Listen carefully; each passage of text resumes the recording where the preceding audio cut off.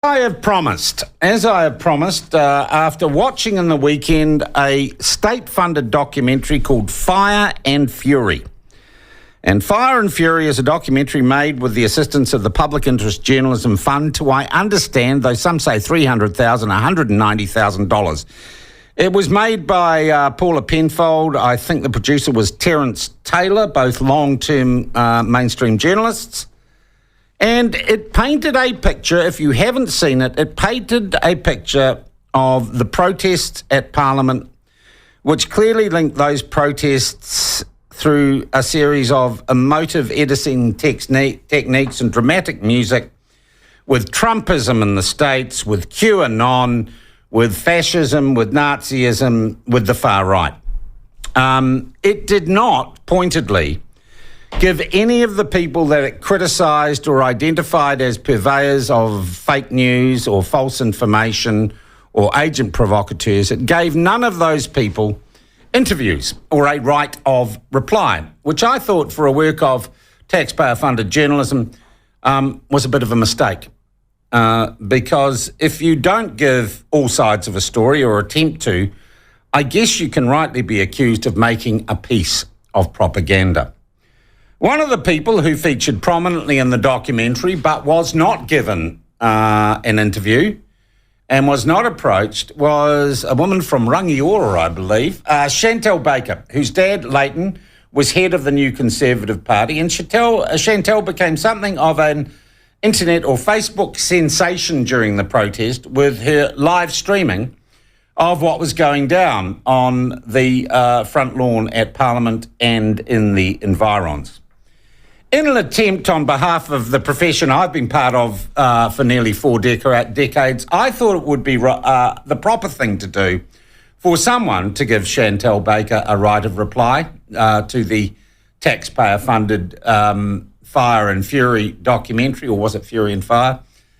So she joins us now. Chantelle, thank you for joining us and welcome to the platform. Well, thanks for having me, Sean. Nice and early. All right. Can I ask you first, for people who don't know who you are, who are you? What do you do for a day job? How did you end up at Parliament in the protest? Well, my job has always been more in sales and marketing, and I only started doing videos on social media talking about the lockdown about this time last year, actually. It's been nearly a year ago. And then ever since the beginning of the year, I've been doing this full time and travelling around New Zealand and telling the stories of the people and the effect that the lockdowns and the mandates have had on them, and then just other interesting news pieces from around the country. So how I ended up at the convoy, it actually happened very quickly. So a lot of people don't realise that this wasn't some huge pre-planned, very organised event that had been in the making for months and months. It was something that someone started very spontaneously as they watched what was happening in Canada, and it happened, I think, within about 2 weeks. People decided to convoy. So I put out that if people want to convoy, this is what's happening, and I was going to be live streaming the convoy up to Wellington.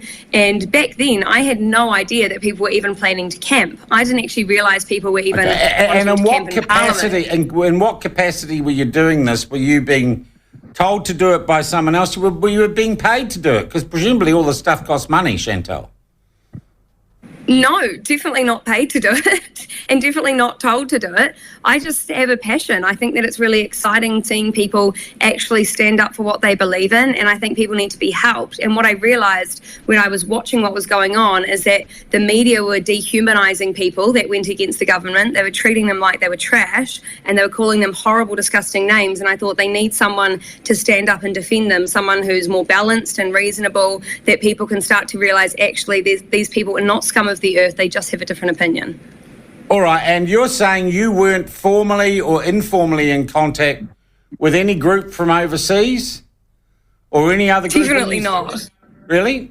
No, I heard rumours towards the end of the protest that apparently people had been given money from the Canadian convoy, but as far as I know, that was complete rumours, because I don't know anyone that received any money from those groups, and no, I've never been in contact with any of them. Okay, what about Voices for Freedom? Were you in contact with them? I've definitely talked with Voices for Freedom before, absolutely, yeah. What about these guys? What's his name? Philip Arps. Damien Dement. Do you know them? Did you talk to them? Philip Arms. I don't know who that is. Sorry. No, Philip Arps. Calvin Alps. Sorry, Calvin Alps and Philip Arps. Yeah, Calvin Alps. I get them confused. Calvin Alps. No, that's all right. I've met them before. I met Calvin and his partner outside the High Court case because they were reporting on their platform, and I met them. And then I actually went away to go and watch the High Court, and then apparently he got arrested. I went back and asked his partner what had happened, and I walked her down to the police station because she was distraught. But I wouldn't say that I know them very well. I had no idea about Calvin's history. I have never been on the counterspin big shows. They've walked up to me before at protests and asked me to ask my opinion on a few things. But yeah, very, very distantly know of them. And obviously, I watched the Fire and Fury. He said some pretty out there things. However, I still think that New Zealanders what do you mean by out there, speech. Chantelle? What do you mean by out there? Well, I think there was more violent language spoken about, which, as a lot of people know, I'm not a violent person and I don't condone violence of any sort. So to me, that's out there. However, I know for a lot of people, they want to vent and they want to talk about how the last few years have impacted them. Some of them use violent language, but do they actually have any intention of acting on it? Not that I've seen. Well, okay. All right. What about Damien Dement? I've spoken with Damien because he put out a video about, I believe, and I'm trying to remember because it was a long time ago, about digital identity. So I spoke with him about that, but that's as far as I know him. I've never met him in person and never spoken to him. What did you think about what he said in the documentary? Was that pretty out there too? I believe it was, but I can't remember his exact words. I didn't write them all down. Again, I feel like this documentary was more of a witch hunt and a polarization of people rather than trying to understand exactly what drove them to say those words to begin with. But you are telling me that there were views expressed, particularly violent views expressed, that you did not agree with in the documentary, and that it informed you to some less than tasteful things that people had said. Yeah, people that I've met very briefly in passing, but there would be a lot of people that you've met, Sean, that say some things you don't agree with in passing. So again, it's character assassination, and I think it's character assassination for me personally by trying to make me guilty by association with views that I've never personally expressed whatsoever. But that just seems to categorise exactly how they see people that aren't agreeing with how the government has treated people that didn't want the vaccine over the last 2 years. Yeah. Did anyone from this documentary team ever approach you or ask you for an interview, Chantelle? No, absolutely not. Although I did speak with the two older ladies that Stuff interviewed. I actually met them up in Tauranga, and they said to me that Stuff had approached them and that they'd played this video of them, and they were really worried that they were going to look terrible on it. And they said to me, what do we do? What can we say? And I just said, well, you've said what you've said. It's over now. But those same ladies, the Stuff didn't actually show what happened to them on the last day of the protest. So they are interviewed in my live stream on the last day, absolutely distraught, in tears, hugging each other and crying, surrounded by police because police had come down and stormed their tent and actually destroyed all of their belongings. So I feel like this played into part of why they were there illegally, Chantelle, right? Well, no, not necessarily, because a lot of people are saying, but people have tried to say, 94% of everyone that has been arrested have been let off their charges. So the people that were actually progressed with their charges are people that had prior convictions. And most of them, it seems like, may have thrown something at police. So I don't actually know, and I'm yet to see anyone that has actually been arrested and charged based on purely being in Parliament. Yeah, okay. There was also footage in the documentary of you appearing to join in what I'd call mob behaviour, telling people to leave or to get off public streets or to get out. What right do you or any other protester have to interfere with the lives of other New Zealanders?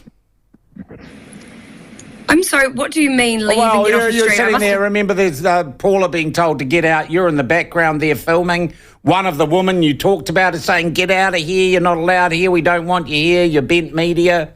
It was pretty aggressive. I mean, stuff.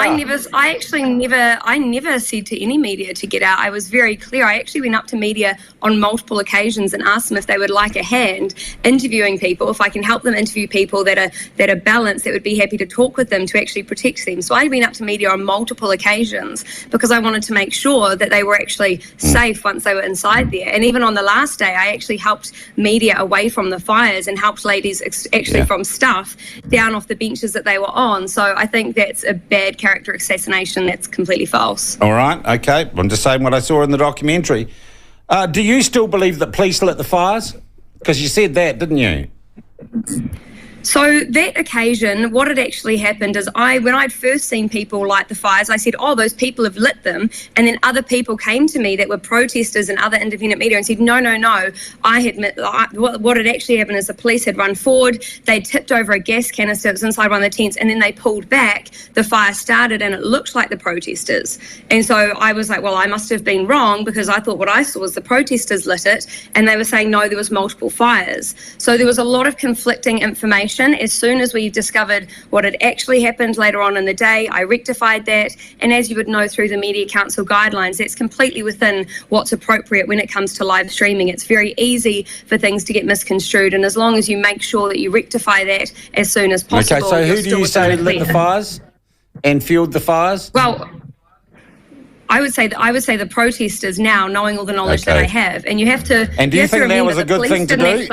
Do you think that was a good thing to do? Absolutely not. Cool. Absolutely not. I mean, I think you can hear in my live streams that I pushed back and said the fires were a terrible thing. I actually ran in between police and the protesters when when some of these bigger guys first started trying to throw wood towards them and tried to get them to stop, which wasn't my smartest moment. However, I could see that tensions were incredibly high. But what you have to remember is for 3 weeks, the police had used psychological torture tactics on these protesters every single day. So they knew the reaction that they were going to get towards the end. But I don't know if you saw my live stream on that last day or not, but what I noticed were you had two very clear lines of peaceful protesters that were holding the line, and then the police. But then what you would have is you'd have people that would run up from behind, throw something over into the police, and then run away. So then the police would be violent, thinking that these people that were holding the line had done it when it actually wasn't true. Yeah, well, I think everyone there had been given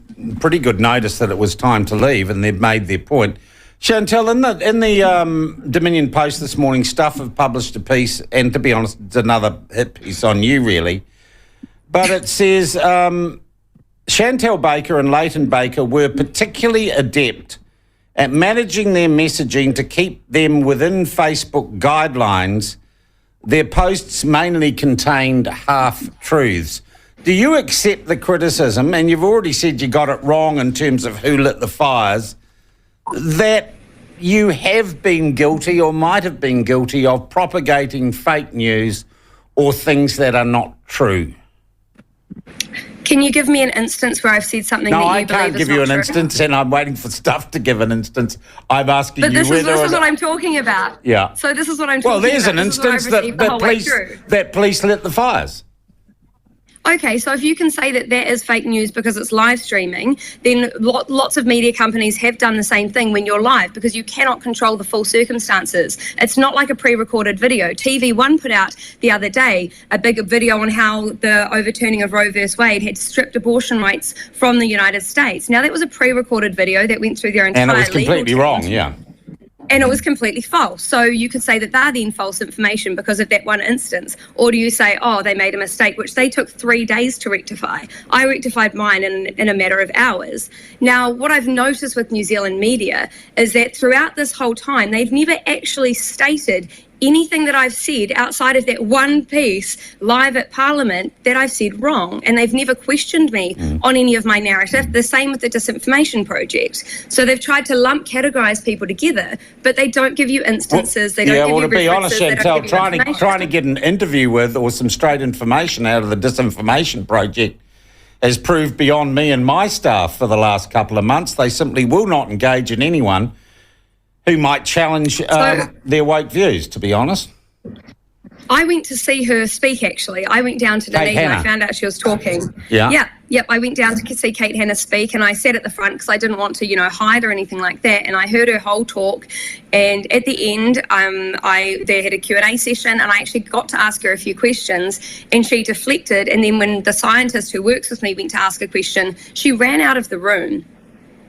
Yeah. So they're more than happy. Yeah, they bolted out of the room. I mean, she said things like far-right extremist views like the nuclear family.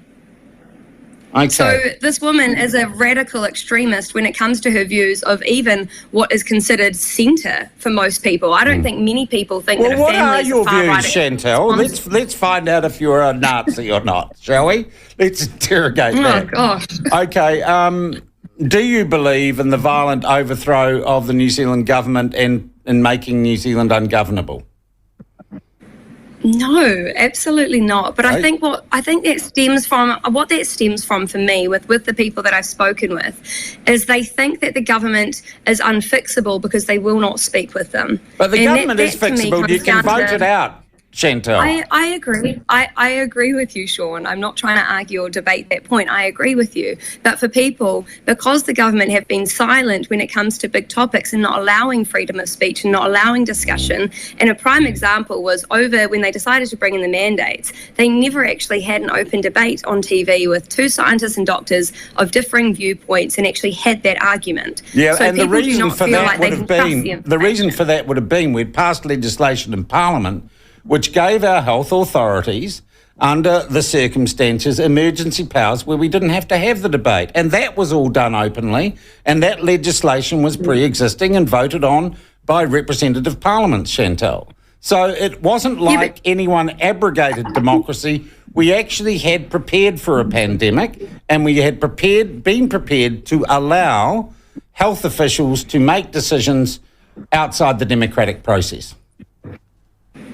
Yeah, they absolutely, and they were free to do that, and they did do that, and they exercised their right to do that. But what I'm saying is there is a lot of misconception around the science that was used. They never consulted with economists. A prime example is a study that was put out last year by a Wellington economist, Martin Lally, and he showed that if the quality of life dropped for people that decided not to get vaccinated from the mandates by 1% over 5 years, it's actually equivalent to around 46,000 deaths with the quality of life that dropped. So you've got so many extenuating circumstances that were not looked into, and the science was not solid when it came to the mandates. We have OIAs that show that the government used the mandates. They said it wasn't just for public health. They wanted to encourage vaccination. So they were using this as a bullying and a manipulation tactic, and it sat outside of the realm of health advice. All right, and fair enough, and you're allowed to have that view. Do you agree with violence at the protests or in any way to change a government's mind? Do you believe violence is justified in a functioning democracy by citizens who don't like what's happening to them? I mean, absolutely not. But as we've seen around the world, when uprisings happen, it is because government have made incredibly terrible decisions for a prolonged period of time. Now, I don't condone violence in any form. I've been very clear on that. But it does seem like Stuff News does condone violence when it's relative to their narrative. They used a contributor by the name of Rangi Kamara, who was actually one of the 4 that was convicted of having firearms. Now, he was convicted, and the judge spoke at his conviction time about how they were trying to form a militia, and they did have violent intent towards members of the public. He was one of those nutters in the Tūhoe raids, wasn't he? Yeah. Yeah, so Stuff have used him as a contributor. So you think that they do condone violence, but only when it perpetuates their narrative. All right. Are you anti-woman? Are you a misogynist? Or are you a stalking horse for misogynists, which is what Fire and Fury seem to suggest, that all Nazis and all fascists, they pick a nice woman who looks healthy so that they can be anti-woman. It's all part of the great conspiracy. Well, if you've watched any of my content, I think you know I'm a pretty strong-willed person. So anyone telling me to do anything, particularly put anything in my body that I'm not relatively comfortable with, will be unsuccessful. No, I'm very pro-woman. I'm so pro-woman that, in fact, I believe a woman is a woman and a biological man cannot be a woman. Now, that doesn't make me misogynist. I believe that trans people are trans, but I also do believe that a biological woman cannot become a man, a biological man cannot become a biological woman. It doesn't work. And so, unfortunately, radical views are trying to tell us that biological men, with all of their parts intact, should be allowed to go into public pools schools, get changed with little girls, and we should just accept that. And I'm saying that we need a social line between what are we willing to accept as a society, what has gone too far, and what do we need to have as our balance. All right. So you're not into violence. You're not anti-woman. Are you racist? Are you racist in any way? No. Okay. Oh, gosh. All right. I Look, mean, I'm just checking. No, I do actually appreciate you giving me the time to quash any of these terrible, horrible rumours. No, the group at Parliament was the most diverse group of people that you'll ever meet.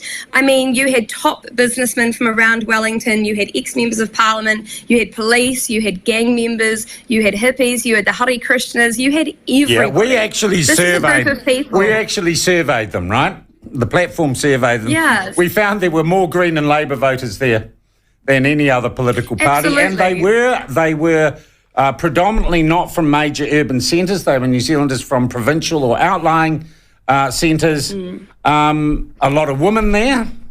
But interestingly, too, a disproportionate number, the greatest disproportionality there was the number of Christian conservatives who were at the protest. Are you a Christian conservative? Absolutely. I believe in God, and I do have some conservative values. I don't know if you could call me a full conservative, because I think that range is very broad and it covers a lot of different areas that I do disagree with people on certain things. But absolutely, like, the core of my values have been Christian, and I'm so thankful for being raised in a strong family with strong values and good morals. I think it was fantastic for me and my brothers and sisters as an upbringing. All right. I want to just check off, and I know you've answered some of these questions just quickly then. You have not been paid for or not received funding from any outside agencies, any foreign agencies, for what you have been doing on social media? Definitely not. I think it's a narrative where, again, like saying that everyone at the protest is a far-right extremist or a Nazi, they say these things because they want to create a disconnect, and they don't want to believe that the public are actually so upset at the government that they have self-funded people to try and create a change. Do you have formal or informal links with any particular political party or lobby group in New Zealand or overseas? No, I've been approached by different groups, but I've got no connections with anyone. I've actually been very staunch in that I want to maintain my independence from any group, and that includes any freedom group, because I want to be free to share my own thoughts and my own opinions and not feel like I'm tied to anybody in any way. So, no, completely free, and it's been fantastic so far. All right. Do you consider that you have been defamed by the taxpayer-funded documentary Fire and Fury, and will you take any action as a result? We've definitely been defamed. We're talking with lawyers at the moment about the avenues that we can take, but again, that comes down to funding. We don't have large funders, we don't have large money behind us, so if the public come forward and they decide that they want to help us along that journey, that would definitely be appreciated. So you would consider that some of the stuff in this taxpayer-funded documentary is actionable? I mean, I'm not a lawyer, so I can't really make that justification. I'm just going to talk to lawyers and get their opinions on it, but it does seem to break multiple Media Council guidelines, so that's a discussion that we're having. Okay, can I ask you too, I'm giving you the opportunity, I'd love to see you sit down with Paula Penfold and have a conversation with her. I would love that as well. So you're saying you would be happy to be interviewed by Paula Penfold or to answer her criticism? I'm saying I would love... Yeah, I would love Paula Penfold to come on my podcast, actually, and we'll have a proper discussion, because this is something that has been such a degradation of society here in New Zealand, where we can no longer have constructive conversations with people that we disagree with. I mean, people are throwing out terms saying horrible things like anti-vaxxers to doctors that just disagree with this one potential medication with unknown long-term side effects. I mean, these types of words are terrible. They just tear society apart and they dehumanize people. And so I would love for her to come on. Yeah, but there's a fair... Come on, Chantelle. I'm not going to let you get away with that entirely. The mood created amongst some in what I would call the anti-vax community, some of their language is pretty offensive, is pretty non-constructive and pretty challenging as well. It's not like there's black and white here. There are grey areas all over the place. Well, I disagree with you to a certain point, because when you look at the reach, I mean, we've had anti-vax thrown at anyone that disagrees with mandates, even if they're fully vaccinated, if they've got vaccinated, had a horrible injury, if they're medical doctors, if they're scientists. I mean, it's been a slanderous word that has been used nationwide. So now you cannot even have conversations with people because they just use a slur term. That doesn't happen the But you opposite do way. understand So you that don't have often mass people who are formation. anti-vax also indulge in conspiracy theorism, right? But that doesn't give you a justification to slur them just because they have different opposing views to you. That Well, doesn't mean often that you their can views, to be, discriminate I'm going to them. be brutally frank, often their views are crazy. Okay, but can I you mean, name I'm going to do the nutter test on you now. Chantelle, because of where our conversations got Well, to. no, I think. Do you I think believe that you need to 9/11 know- was I an? think that Do you need to believe? say- Just answer these questions, and we'll see if you're a nutter or not. Do you believe 9/11 was an inside job Sean, or a I'm terrorist I'm attack? not going to go down, and I'm not going to be labelled in any way. I'm not gonna go trying to down that label you. route I'm trying because to I ask think you a that's ridiculous. question. Yes, you are, but I think that's a ridiculous line of questioning. But what I'm saying is that you've got to look at the proportionality of people. So you're saying that you're trying to say that the huge proportion of anybody that was against mandates are hardcore conspiracy No, theorists. That's I'm what you're not saying. trying to I'm label saying there are people some as. of them. Some of them are. Well, Yeah. but obviously, you're going to have it. You're going to have that throughout a population. So even if they're against mandates, even if they're pro-mandates, you'd have a portion of those that are pro-conspiracy theorists. I mean, that's a logical fallacy. All right. Okay, I'll take that. Fluoride. You into fluoride in water or not? Oh, Sean. Come on, have some fun. He's digging, isn't he? He's got a spade and he's digging. Oh, all right. Do you think the vaccines were introduced globally as some sort of conspiracy to control people? Do you think the WHO has got some hidden agenda? Let's get to something relevant. I think that they've used really flawed science, and that's been brought up by a lot of scientists. I think that the science has been politicised and that rational thought hasn't been brought into the discussion, and that's created conspiracy theories in itself. That is a very good answer, I have to say. Very good answer. Thank you. Yeah. But, I mean, we've seen that happen in New Zealand where so much policy was pushed through in the first lockdown that naturally it divides people and it makes them suspicious of motives. Absolutely. Chantelle, what is next for Chantelle Baker? Are you part or going to stand for Parliament or council somewhere? What are your plans?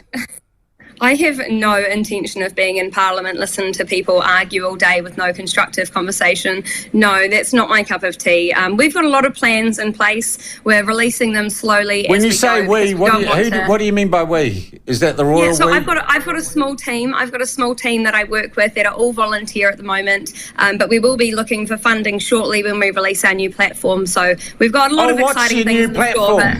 What's your new platform? I can't say just yet. I'm not going to say until it's launched. Because I was going to say, Chantelle, do you want a weekly show on the platform?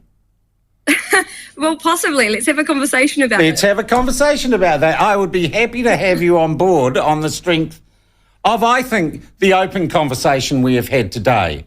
I think it is greatly disappointing that those who made Fire and Fury with my tax dollar didn't come and talk to you, because I think we would be having nationally a more nuanced and a more constructive conversation than the propaganda they have created seems to me is generating. I thank you for fronting and for answering my questions, except about conspiracy theories and stuff, and fluoride. And look, let's keep in contact. And I'm serious about the show. I think people would be interested in hearing more from you. All right. I thank you for your time. Thank you, Sean. I really appreciate your time as well. Have a great show. All right. That is Chantelle Baker. Oh, sorry, she fronted. She answered. Didn't seem like a Nazi to me, I have to say.